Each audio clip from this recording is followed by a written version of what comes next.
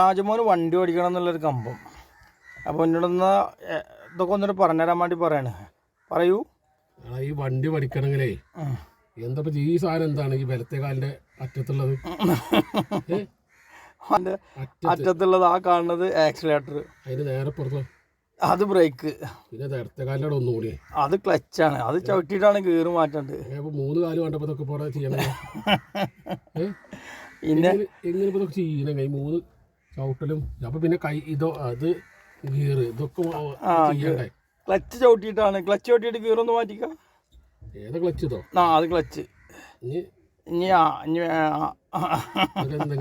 കണ്ടത് ആയിരിക്കട്ടെ ഇനി ക്ലച്ച് മാറ്റണ്ട.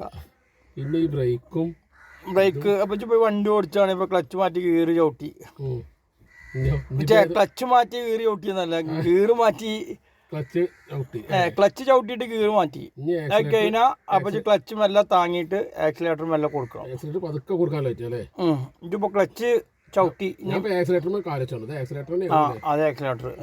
പറയാൻ പറ്റൂല. അതൊക്കെ പിന്നെ പെട്ടെന്ന് പോകുമ്പോഴേ ബ്രേക്ക് ചവിട്ടണ കാലിന് മാറ്റിയേക്കണ്ടേ?